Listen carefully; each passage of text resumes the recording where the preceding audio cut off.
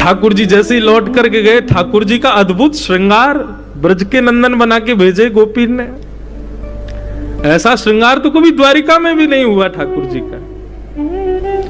श्रृंगार को देख करके महाराज रुक्मणी को यह भी भान नहीं रहा कि मैं रुक्मणी हूं। ऐसा रूप, ऐसा सौंदर्य, ऐसा श्रृंगार। श्याम सुंदर, हे द्वारिकाधीश, कहां गए थे आप? ये इतना सुंदर श्रृंगार। ठाकुर जी के नेत्र ही बता रहे थे कहां गए थे। नेत्रों में हल्के हल्के अश्रुबिंद हैं, नेत्र लाल पड़े हैं। समझ गई रुक्मणी जी कि श्री जी पधारी। ठाकुर जी तो जाकर के अपने कक्ष में विराजमान हो गए, लेकिन रुक्मणी जी की व्याकुलता बढ़ गई अब कि मैं जाऊं, मैं भी श्री जी का दर्शन करूं। अपनी अष्ट सखी, अष्ट भगवान की पटरानियों को संग लेकर के श्री रुक्मणी जी गई हैं श्री जी का दर्शन करने के लिए। आज श्री जी पौड़ी हैं, पहली बार 100 वर्ष बाद सोई हैं। ललिता विशाखा को बड़ो चैन मिलो है, द्वार पर बैठ गई हैं। बोले कि अब चाहे ब्रजवासी अपनों ग्रहण आदि पूर्ण करके चली जाए, श्री जी तो तभी जाएंगे जब निद्रा पूरी होगी। 100 वर्ष की निद्रा है। मधुर सुगंधी ठाकुर जी के अंग की आ रही है, तारी कमरी हो रही भई है, वंशी चित्त से लगी भई है। श्री जी मधुर शयन कर रही हैं। जैसे ही रुक्मणी जी आई, रुक्मणी जी के आते ही श्री जी उठ करके अपने आप बैठ गई और बोली, ललिता जरा देखियो, मुझे लगा श्याम सुंदर फिर आ गए। बोले अब कहा भाई, अब तो श्याम सुंदर नहीं आए थे। बोले श्याम सुंदर को हृदय से लगा के रुक्मणी जी आई तो उनके तन की सुगंधी रुक्मणी जी में से आ रही थी और श्री जी को उसी से ही भान हो गया कि श्याम सुंदर आए।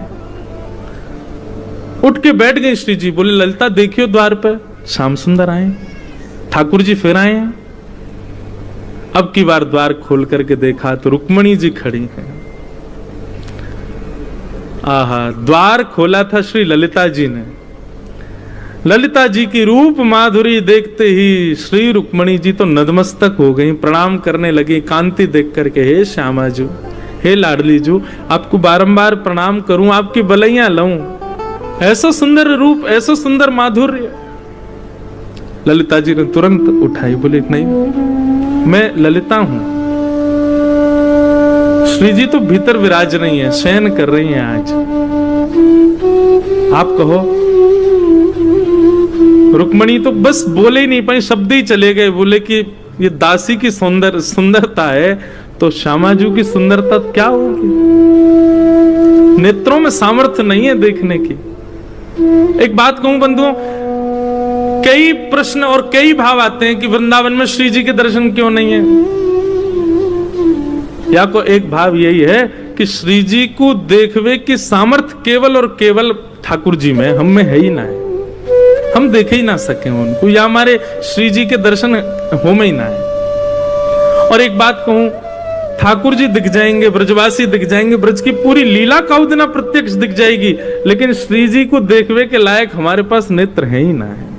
उनके दर्शन तो ना है सके। उनकी तो कृपा ही इतनी है, उनको तो भाव ही इतना कि वाकू बोलते बोलते रसिक जन भावुक कह जाएं। श्री जी को नाम गाते गाते लोग कितने वर्षन की समाधि में चले। और इनकी छोड़ो, श्रीमद् भागवत के वक्ता श्री शुकाचार्य जी महाराज, श्री शुक मूर्छित भय मास षट, 6 महीने के लिए मूर्छित हो गए शुकाचार्य जी श्री जी का नाम बोलते। जिनका नाम, जिनका रूप, जिनकी लीला, जिनके केवल अनुभव मात्र से ऐसी स्थिति हो जाती है, वो प्रत्यक्ष दिखेंगी हमको? संभव नहीं, हम में सामर्थ्य नहीं। रुक्मणी जी आदि आई, बोले श्री जी के दर्शन करने।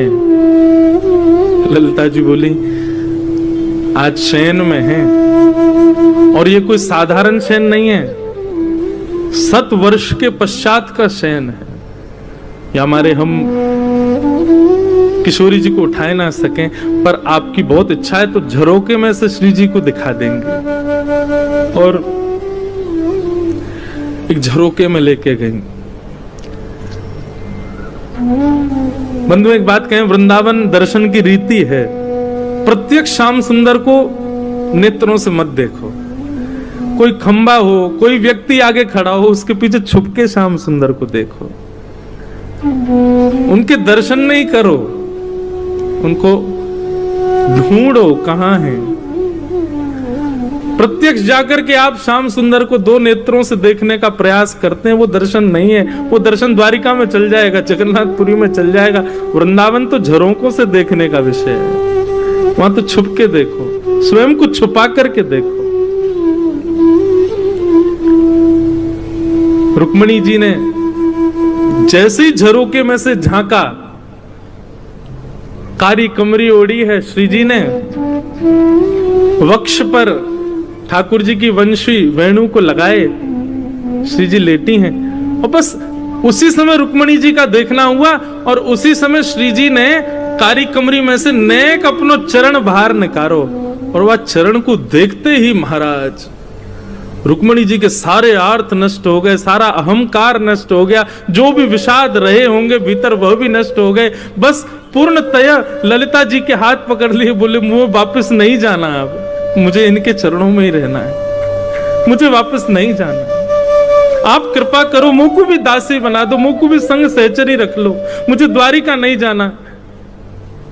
ये स्थिति है श्री किशोरी जी के चरणार बिंदों की, कि नित्य ठाकुर जी के संग रहने वाली रुक्मिणी जी ठाकुर जी का त्याग करने को राजी हो गई, लेकिन किशोरी जी के चरण नहीं छोड़ेंगे। अभी मुख तो देखा ही नहीं है, अभी तो चरण देखे हैं श्री जी के। क्रंदन करने लगी, भाव क्रंदन रुदन करने लगी श्री रुक्मिणी जी, मुझे चरणों में रख लो। धन धन राधिका के चरण, ऐसे चरणार बिंद श्री जी के, मुझे इनकी सेवा करनी, एक बार स्पर्श करा दो बस।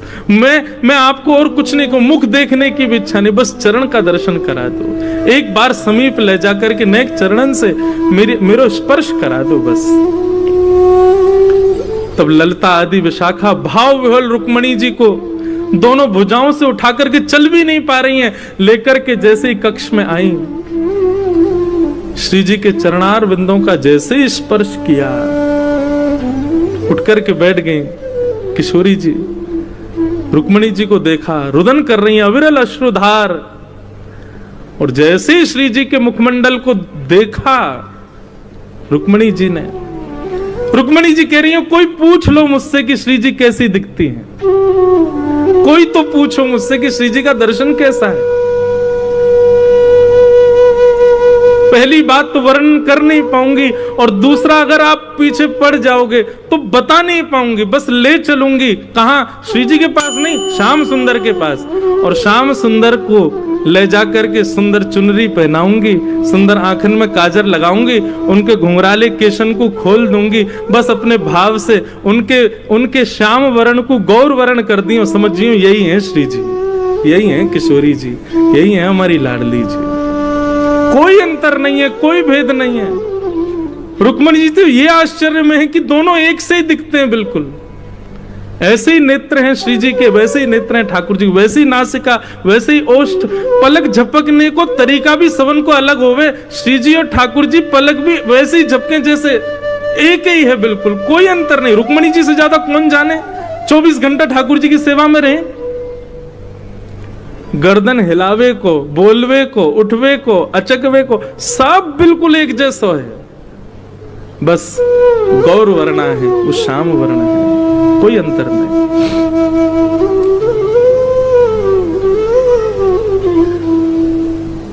ये है असली ब्रज द्वारिका मिलन।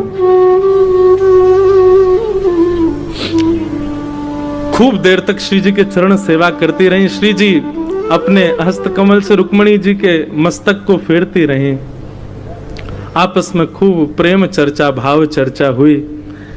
रुक्मिणी जी ने प्रार्थना की कि श्री जी 16,100 सखियां और हैं, मेरी बहन 16,100 और हैं, आप कृपा करो ना, मैं तो चाहूं कि ऐसा दर्शन उनको भी प्राप्त हो, ये सेवा आप तो ऐसी कृपा कर दो, हम यहां से द्वारिका जाएंगे ही नहीं। 16,108 को आप अपने संग ले चलो, अगर आप हमसे पूछो तो हम तो आपको वरण कर, आपसे ब्याह करने को तैयार हैं। 16,108 आपके संग चल देंगे वृंदावन, हमें ना जानो द्वारिका, द्वारिकाधीश रहे अपने यदुवंशी के संग, हमें तो आपको संग चाहिए, अब आपके संग चलेंगे।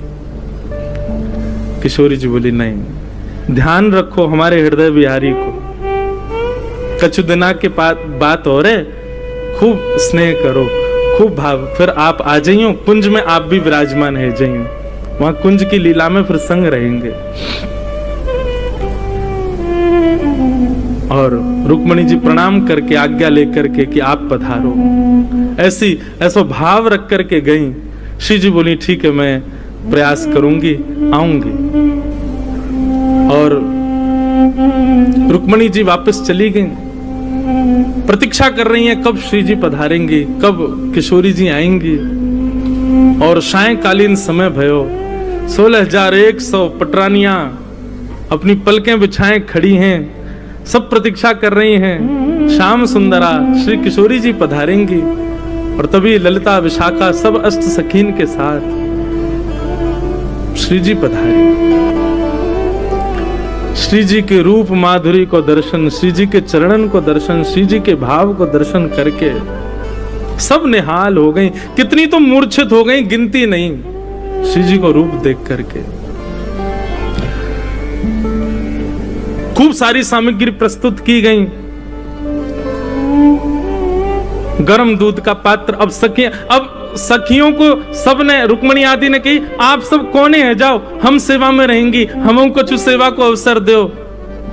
और सिंहासन पर विराजमान करके श्री जी के कोई भगवान की पटरानी श्री जी के पामन में नूपुर पहना रही है, कोई हाथन में कड़ूला पहना रही है, सुंदर श्रृंगार कर रहे हैं, महावर लगा रही हैं। रुक्मणी जी पत्रावली बना रही हैं, श्री जी को श्रृंगार कर रही हैं, माला पहना रही हैं, इत्र छिड़क रही हैं, सुंदर कुंज जैसी बनाई है। और सब सखियां श्री जी की सेवा में। और ऐसे नहीं कि कोई भार पड़ रहा हो, बल्कि एक दूसरे से जिज्ञासा कर रही हैं, अब नेक मोकू दे दे अवसर, अब नेक मोकू दे दे अवसर। सबके अंदर जिज्ञासा, हम जाएं श्री जी के पास, उनकी सेवा करें।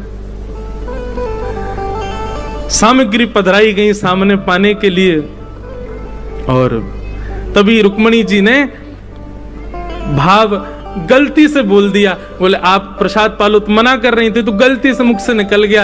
ये हमारे द्वारिकाधीश को अधरामृत है। अधरामृत शब्द सुनते ही श्री जी ने तुरंत वो दुग्ध को पात्र जो बहुत गर्म हो, तो अब सखियां संग होती तो फूंक करके नेकवा को ठंडो करके तब श्री जी को पवाती, लेकिन सखियां तो सब दूर खड़ी हैं। अब तो सब कृष्ण पटरानियां चारों तरफ बैठी हैं, कोई ने विचार नहीं किया। और महाराज श्री जी ने जैसी पता चली अधरामृत, 100 वर्ष बाद अधरामृत प्राप्त हो ठाकुर जी को, तुरंत उठाई करके मुख से लगा करके पान करने लगी।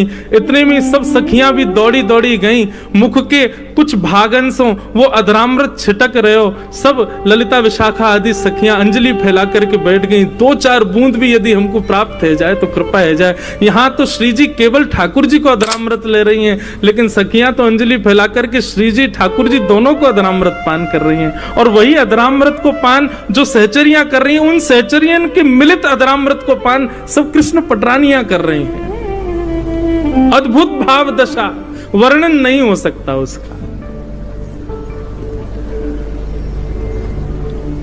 ऐसी हमारी श्यामाजू ठाकुर जी के चरणन में छाले पड़ गए, कथा सबको पता है।